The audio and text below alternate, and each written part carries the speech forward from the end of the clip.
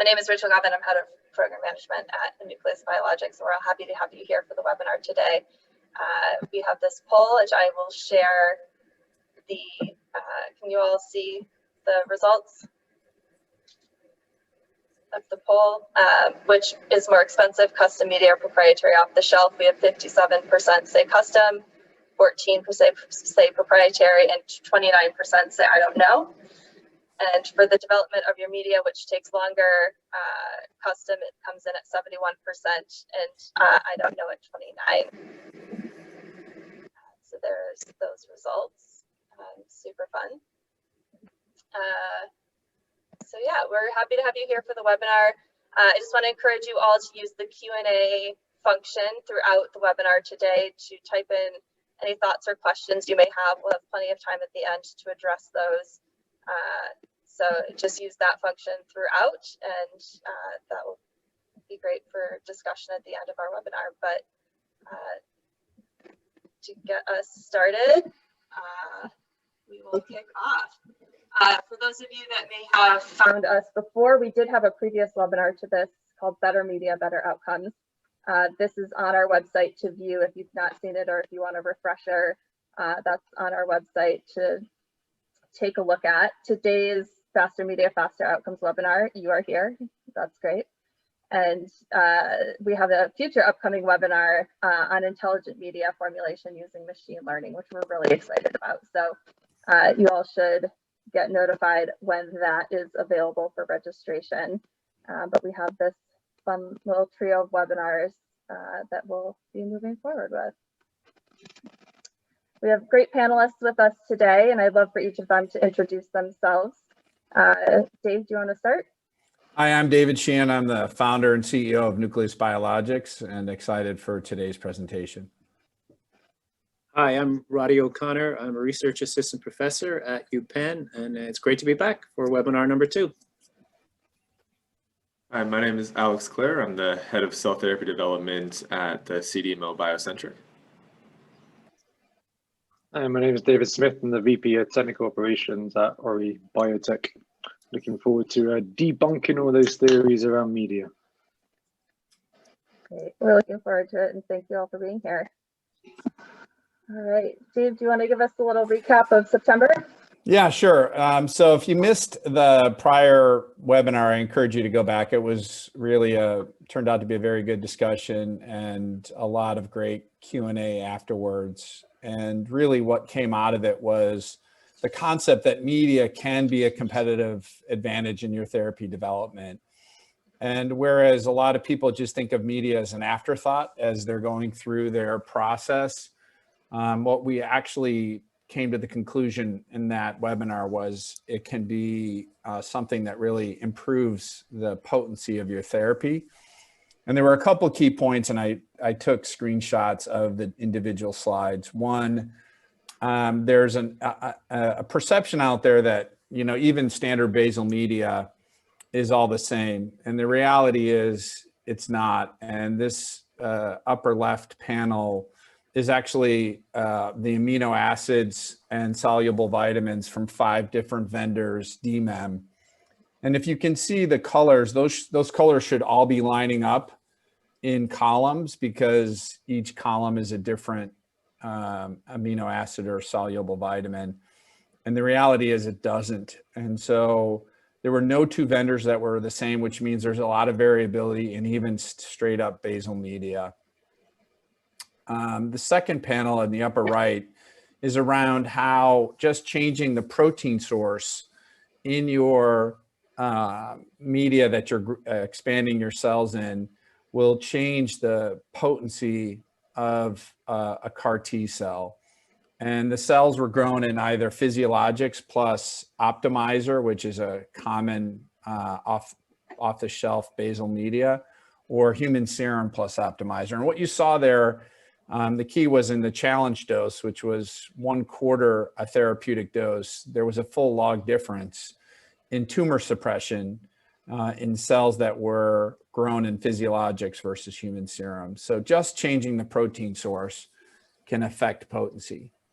And then the last panel there at the bottom, it's basically around you know, there's a perceived impediment to going custom. And one of the concerns is what's the development time. But if you look at, you know, the development cycle, you probably have a year or year and a half before you go into actually the pre-IND stage. And during that period, there's ample time to develop a custom media. So some of the perceived impediments are around cost, it's around development time, and maybe expertise. And I think what we want to talk about is let's drill down on these items today. Let's really understand how each one of them and the origin of some of these perceived impediments. Okay, next slide. So we'll start with some basic definitions. When we talk about custom media, we're talking about a formulation that's built based on ingredients that are specified by you. You know every single component that's in your media. And the common approaches are you can either start with a basal media formulation or you can build it de novo and make it completely custom. But it's got to be optimized to the CQAs that you're trying to achieve within your therapy's ecosystem. So every ecosystem that you're growing your cells in is unique, and therefore you're going to have unique metabolic requirements. Whereas POTS, which is proprietary off-the-shelf media, has a very specific definition in our mind. It means cell-specific media that's developed by a media manufacturer. They spent time and developed it, but it's secret in both composition and concentration. Most companies are not willing to disclose the ingredients of their formulation. And therefore, as the user, you can only really modify the performance of that media by adding reagents at point of use. And so there's limitations on how much customization you can do.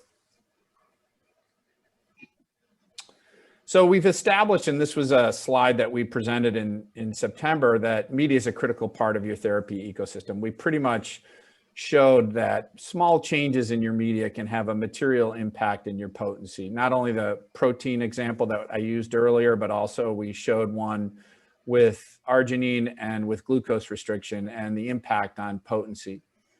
And so if you look at this dilemma, and to us, it has, and probably to a lot of scientists, it has been a dilemma. Proprietary off the shelf, it's unknown ingredients, it's not your IP, and you're locked into a sole sourced relationship with that supplier. The upsides are supposedly faster regulatory, and it should be in stock.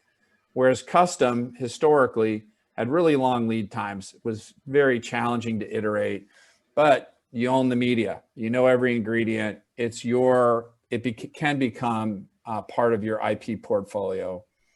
And so the question really is then, okay, well, what's the development cycle and cost for each of these processes? And I'm going to cover the development cycle portion, and then David will cover the cost. So if you look at traditional custom, the weakness is the manufacturing process and the configuration and quoting. That is really the Achilles heel of traditional custom media manufacturing. If you look at it, you've got to research components, you've got to figure out what your configuration is, fill out online forms and or download forms, fill them out, work with a manufacturer, get it queued up. And the whole cycle can take, if you're going to go through 2 iterations, almost a year to develop custom media. So clearly that's not a viable alternative. And you buying all of the individual components is also probably problematic. Whereas going with proprietary off the shelf, you can research suppliers, you can get a whole bunch of different suppliers in-house and then start media testing and development. And then, you know, you can add supplemental reagents. So obviously custom, there's a lot of benefits to it, but if the lead time is a year, it's a non-starter for most people. And really the issue with proprietary off the shelf is that it's a lot of trial and error. And if you look at, here's a list of potential companies that you could try their T-cell media formulations, and then reagents if you're doing T-cell work. if you have 7 reagents, that's 125 unique combinations, and that doesn't count if you're modifying concentrations. That's just putting it in there as a individual component. If you multiply that by the number of basal media tested and then add in some concentration ranges, you're looking at thousands of test conditions. And this is only with just these reagents listed here. So the issue is that you have to use trial and error because you don't know what's in the media.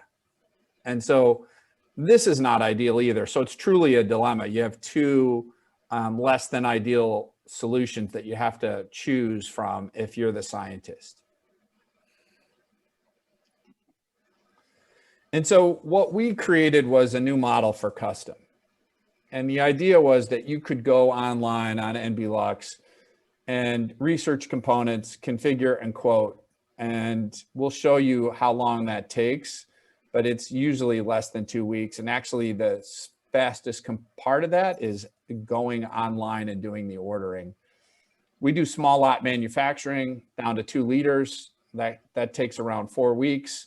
It gives you 6 weeks to do your testing and iteration on multiple versions. And basically, compared to proprietary off the shelf, what we've been able to do is compress the lead time for custom media development down to 22 weeks. So basically, it takes the same amount of time to develop custom as it does to create a proprietary off the shelf formulation. And at the end, what you're left with is a formula that you own, that is resident on NB Lux, so that you can at any time go in, you can change the quantity, you can change the packaging configuration, you can change the testing. It's basically like a Lego set that allows you to build off of it. And with proprietary off the shelf, you're left with media that is going to require additional reagents that you're going to have to add at point of use.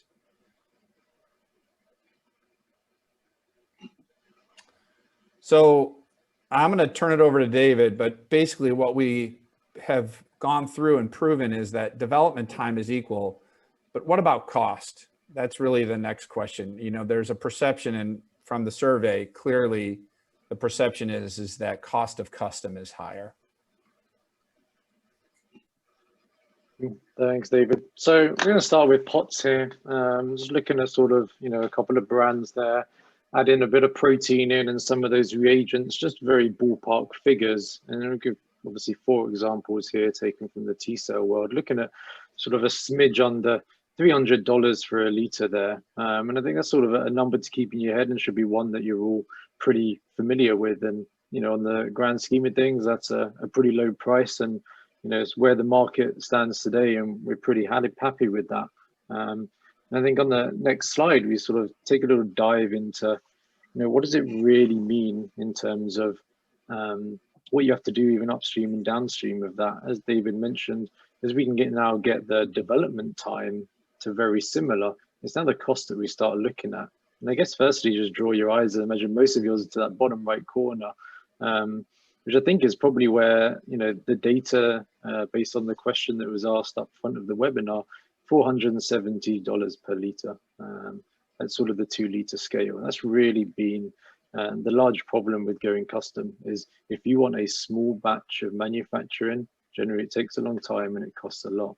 But there's a lot of things to unpick in that. I think, you know, as you scale up, it's obviously the aim of everyone here to get to that commercial finish line, even sort of phase 2, phase 3, the volume of liter, you get to 200 liter batches pretty quickly. You know, we're looking at 8-10 liters per patient for autologous now. It's not many patients that you need 200 liters for. And so now you're actually saying, okay, custom's probably cheaper, right? The 189 versus that 300. There's a lot of other things to unpick in there. They've obviously mentioned some of the how you order it, owning the IP, those sorts of things. But taking a look on the left, you're ordering from 3, 4, 5, 6 different suppliers. That's 3, 4, 5, 6 different supply agreements, contracts that you have to put in place, prices that can vary, that change that bottom line figure. You then are going into the clean room and adding all of those together. So now you've got clean room time on top of that. You've got the facility that you need to do on top of that. All of these things that if you go custom, you don't have to think about. They'll put absolutely everything you need in that one pot and send it to you. In that blue box there, QC, there's something actually that I hadn't even thought about until I started putting some of these slides together, that you're getting a QC on your base media, you're getting a QC on your reagents and your protein. What you're not getting an understanding of actually what's in that big pot at the bottom. When someone's gone in the lab and made that, yep, there's batch records, they've signed off, it's validated. But I can assure you there's variability in that pot, probably far less variability than the custom pot, which you're doing over on the right, of which you've now got a C of A of exactly what is in that pot. That pot has been tested for you. And I think that's a really important feature to pull out of that. As we dive into the next slide, onto more of sort of the development costs. And I think, again, this idea, when you're at the development scale and you need small batches, you're right, it's cost more expensive to do the custom. You're looking at sort of the 26K, and it's just an average development process that we're running through here on media versus 18 for the pots. What we've shown as a development time, so that blue block is actually the same. So in total, you're looking at 115-ish down to sort of 105. So there's a bit of a difference there, but it's not too much. And actually, the important thing is actually the time. The actual cost of the material is not driving this model at all. It's the time. The big blue bar is what's driving what you actually have. And so then you start to wonder, if you know what's in your media pot, if you can change things, can you actually develop things faster? Do you need to go through as many iterations? As Dave mentioned, the 125 combinations, if you've got 7 reagents, without looking at concentrations, can you actually do development faster? Which is one thing.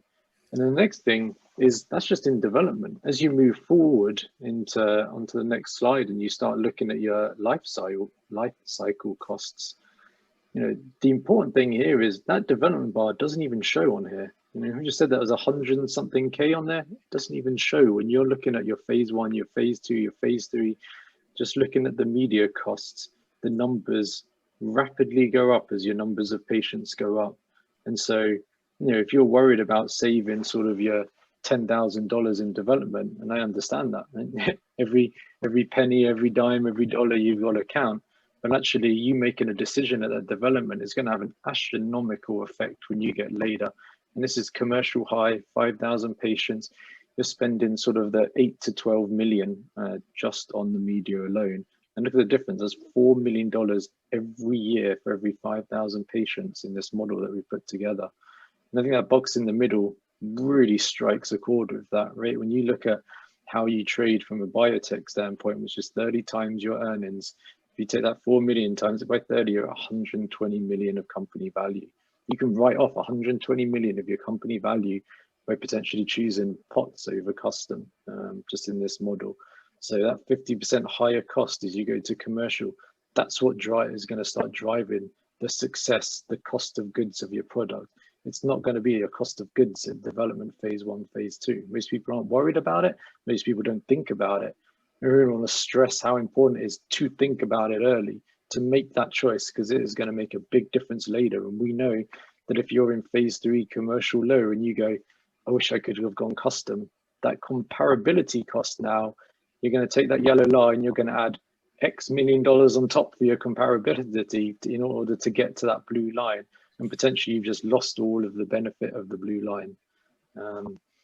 Something vital. So just a quick summary to go through, hopefully what Dave and David have shown you right there now. So development costs for the media are actually dominated by labor hours. It's probably not a big surprise to you, but it does mean that maybe we shouldn't turn away expensive media at first glance. Maybe it's a longer term solution. The development time, as Dave showed for NB Lux, now is the same as pots. You can get the media at the same time. The actual scaled production cost is a lot less, 33% less going custom than pots in our models. And then it's the crucial thing, right? If you take cost out of the picture, even if they were the same cost, you own the formula. It's your IP. You can move it to any manufacturer. You're not locked in. You're not locked into the wedding photographer price, right? This idea that once you go commercial, there's an extra zero on the end of your media price. You say who owns it. If you want to go from bottles to bags, you can do that. If you want to go from 1 liter to 5 liter bags, you can do that. you can take your IP knowledge, your formula, and you can have a second source supplier. You're not reliant on that one person that manufactures in one site that sometimes gets a hurricane rattle through, right? You can set up that second source. And then that other one, this cost of failed lot. If something goes wrong, how do you investigate if your media is the problem? Has anyone tried to understand if you turn to your current pot supplier and ask if there's any issues? Of course they're going to say no, right? But you actually own everything that's in that. You can really do root cause analysis and find out. So the bottom line there, scaled production, you're looking at millions of dollars of cost just for the media itself, let alone the IP, the manufacturing cost, failed lots and things. I think it's a really important thing. And with that, I'm going to hand over to Roddy to take you through a case study and an example. Thank you, David. So we thought it would be quite interesting to actually go through a case on, one of the challenges we had here at Penn. And we were reaching out to, Dave Sheen and saying, get the platform up. We need this. We really need it. So, we're often asked what fuels CAR T cell killing, and, very interested in metabolism here and the metabolic activity of CAR T. And we quickly realized in these studies that, there's inherent limitations in the proprietary media. You really can't discern kind of the impact on individual components very easily, because you're just given, a bottle of media and everything's already in it. So the goal really was to, use this, platform with ease, the NB Lux, and design a media lacking, we're specifically interested now in looking at the role of individual amino acids and how they fuel CAR T cell metabolism and growth.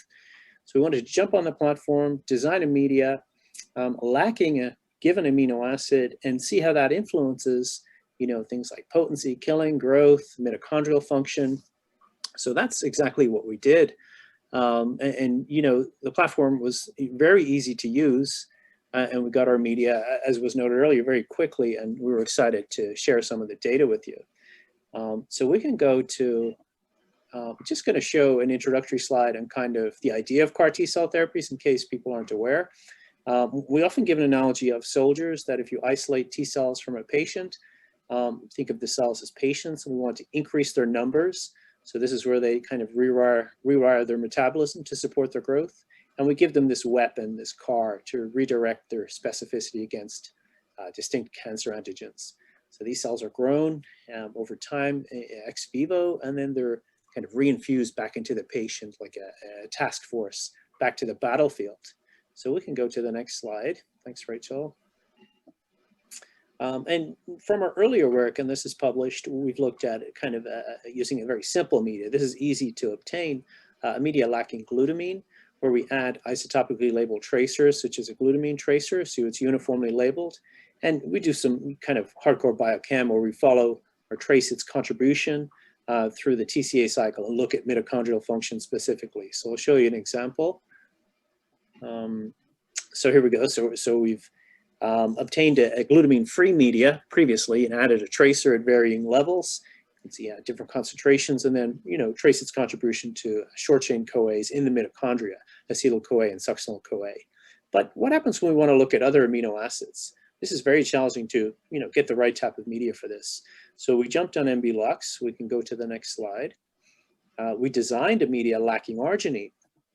And we basically performed the same kind of experiment where we're, increasing the availability of an arginine tracer. So it's isotopically labeled C13, and we can follow its contribution into, here we're showing not just a kind of mitochondrial function, we're looking at the urea cycle.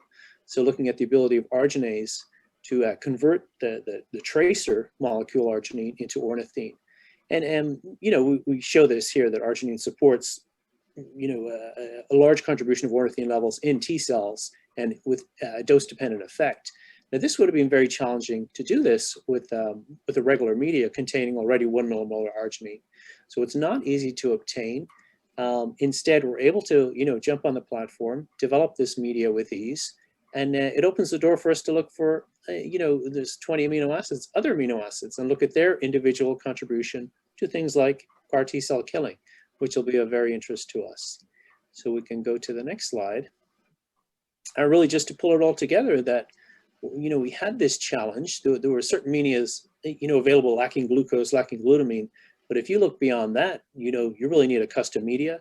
and you need a platform you can use with these and to kind of get the media quickly, because this is when you have the idea and you know, graduate students lose interest very quickly. So we were able to do this with the NB Lux platform and test with the tracer the ability of arginine, you know, evaluate its contribution to T cell function and CAR T cell function. So, you know, we really found the platform very helpful for our studies and looking at the role of arginine in T cell function. Okay.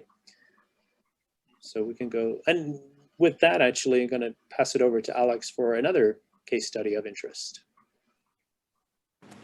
Hey, thanks, Roddy. So in this case study, we're going to look at changing from, you know, a standard animal product supplemented media onto a xeno-free vaccine media. And so what this company was looking to do was generate a novel vaccine, but they were struggling to eliminate the animal origin, partly because, you know, they couldn't get an in-depth analysis of their media, and partly because they had done a lot of their CQA definition already and were looking to maintain that level of quality. And you'll see this as kind of a common endeavor for a lot of early stage companies. They're coming in with potentially an FBS supplemented media and wanting to move over to something either serum free or with a human origin protein supplement. And so the Nucleus biologic formulation team was able to use a high throughput screening method to select a number of components and formulate this xeno-free media that they were then able to carry into their process development in a rapid two-cycle test method, two cycles of testing, which is pretty standard for what you would see if you were to go for the proprietary method as well, harking back to the discussion of timing between the two media approaches that Dave gave in the beginning. And so it resulted in providing a animal origin free media that was equivalent or potentially even better, depending on which metric you're looking at a lower cost. So we jump to the next slide. This is a high level look at the data that came out from this screening process. And again, it was a two-step process. One, to remove the animal origin from the media and to redefine it as a custom media, and then optimize those parameters once they were able to gain a handle on the different components that would comprise the final media. And you can see the first image there, you know, the shift from the original proliferation curve in red down to what it was prior to optimization in blue, and then once the media was able to be optimized, it looks to be significantly improved from the prior formulation. So not only were they able to remove the animal origin free, but they were able to improve on the media. And obviously taking into account this is an early phase product, and so increasing the quality was acceptable, and with the understanding that in some cases, if you're a little bit later phase, maintaining the quality is preferable to increasing based on your regulatory filing stage at that point. And then below those growth curves, you see three images, you know, going through this development process to, you have a product that looks morphologically consistent with what you originally started with. And this is, you know, this is just providing credence to the level of development and care that goes into this iteration process.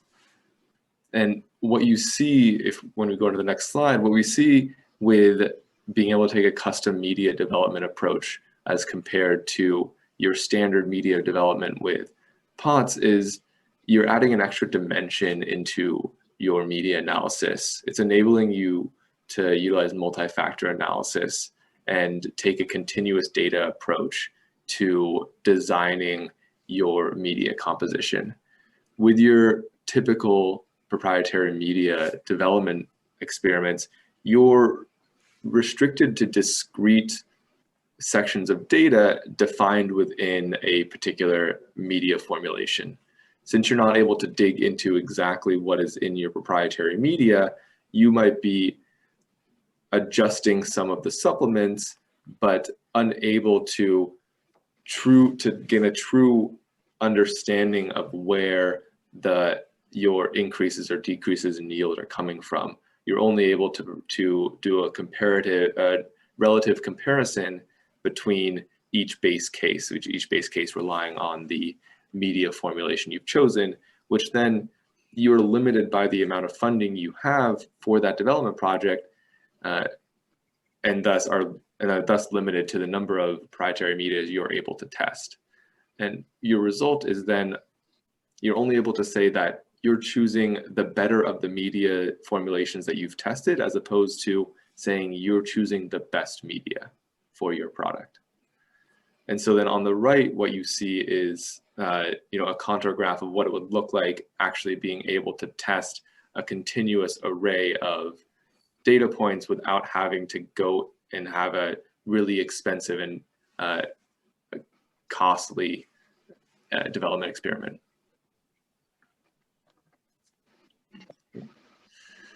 And so if we were to compare the two approaches, your time to develop the media is consistent. It's 3 months, and it's going to be 3 months on the custom approach, and roughly 3 months on the POTS approach as well. And you're still accomplishing the same task with arguably better results. And at the end of it, you have a formula that is ready to be used, is owned by you, and is automatically available on through the Nucleus Biologics portal, NB Lux. So you'd have a formula that is ready for you to get shipped in and is pre-formulated, does not require the additives that you would need to be ordering in if you were to use proprietary off the shelf. So then here is Nucleus provided a video of their NB Lux platform. So I will let that run.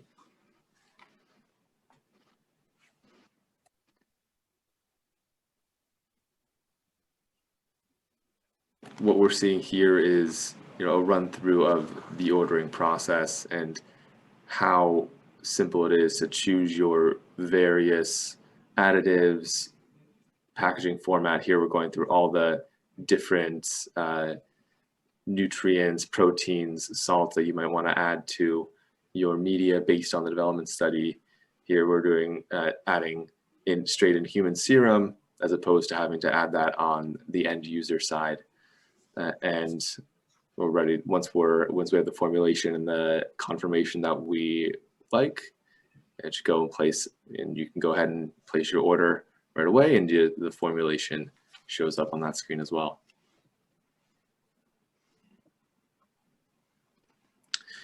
So maybe to prime for the Q&A session, I'll leave you all with one last question.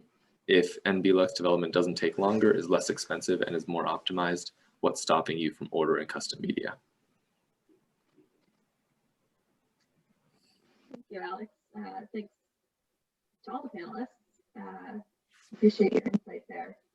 We are open for question and answer. If you have questions or thoughts that you'd like to share, please put those in the Q&A area, and I will address those. While we're letting those trickle in, I'll just open it up to the panelists if there's anything they'd like to elaborate on or pose to the group.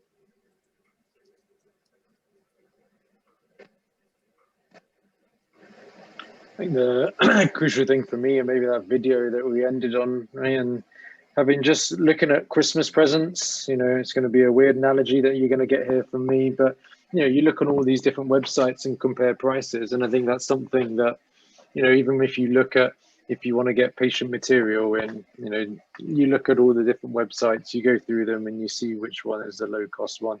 I feel that's something that media doesn't do. You're going to go and you're just going to get what the price is, sort of thing. You can't change anything, you can't add features, you can't change features. It's just, this is what it is, this is the price, this is what you have to pay.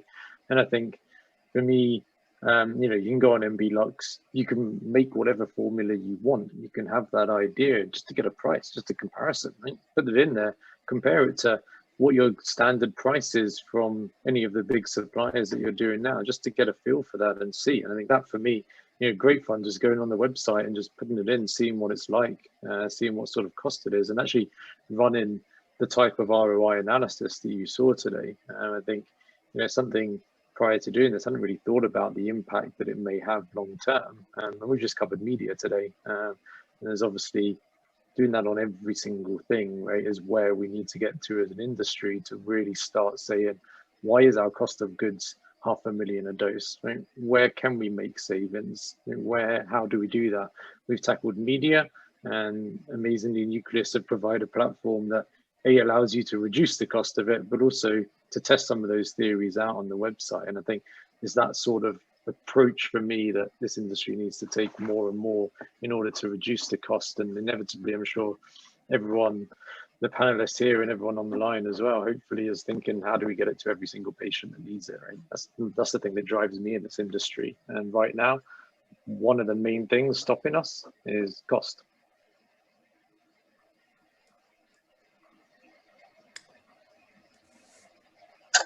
So we have a question here. Dave Sheehan, you mentioned ownership of the custom formulations. Can you elaborate? How does that work? Yeah, it's a great question. So I think the way we think about this portal and this process is ultimately we want to create media where anybody anywhere in the world can get access to a formulation, and it can be unique to their ecosystem. And so if we're doing the formulation work, the IP is the therapy company's formulation. It's not ours. We don't own it. And so, you know, most companies don't file IP on or file a patent on their formulas. They keep them as trade secrets. And I think as a therapy company, you probably want to do the same thing because you've worked out all of the small details in your ecosystem that are going to be unique to what you're doing, whether it's your transfection methodology, how you do the expansion, what kind of bioreactor you use. All of those are unique and are going to change the metabolism. But the way we view it is our business model isn't based on owning IP. It's based on providing custom media.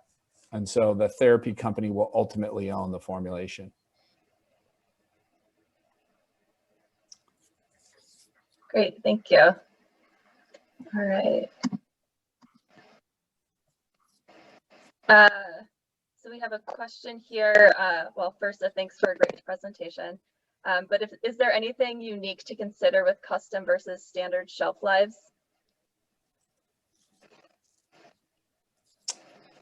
No. You know, what we've learned is that, I mean, I think there's maybe also just a perception that off-the-shelf media is there's a lot of novelty in it. And the reality is it's probably not that novel. So it's not like we created new amino acids.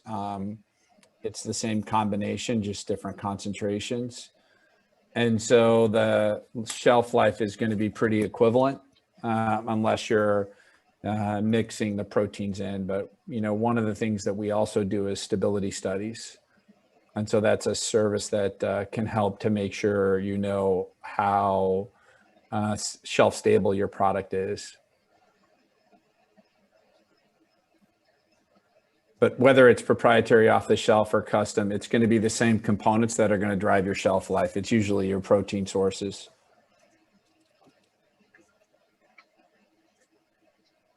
Thanks, Dave.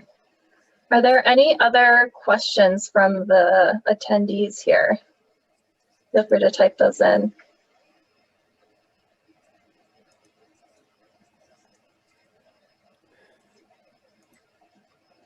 Okay. Any other closing thoughts from our panelists? Oh, sorry, I'm going to cut you off. We have a question here. Does NB Lux do development work on customer cell lines? Yes, the answer is yes, we do. And we have a formulation service on the top level. You can click it and request it. And right now in our labs, we probably have around 18 different cell types that we're doing formulation work for at this time. And so it is an ongoing effort that we use a combination of high throughput screening and also machine learning. And you'll learn more about that next month when we, for the next webinar. So I'm putting a plug in for the next webinar. That's great. Thank you. I think that may do it for questions from the attendees. So I will leave space for any panelists who wants to give a closing remark, but we want to encourage you all to connect with us and stay in the loop on all that we're up to, and so that we can know what you're up to as well. Any comments from the panelists?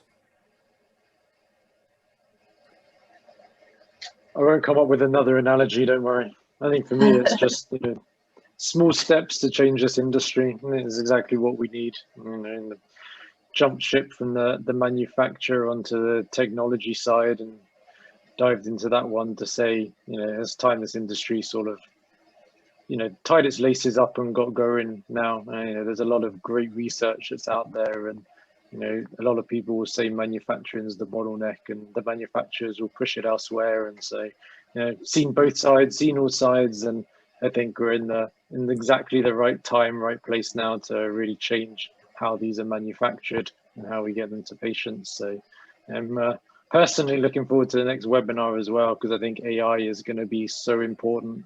We hear it every single presentation, everything going on about big data, dataomics, how we can collect all this data, but we can't really use it yet. And I think AI is going to be pretty important, not only in this industry, but in all industries moving forward. Yeah. And just to add on to that, I think we're all fairly aware of the variability that your donor is adding to your process. And in the last webinar, we were able to touch on that's not the only source of undefinable variability, and to kind of hand wave that impact on your process and even your ability to troubleshoot failed batches and provide the quality that the regulatory bodies are going to require of you is hugely important.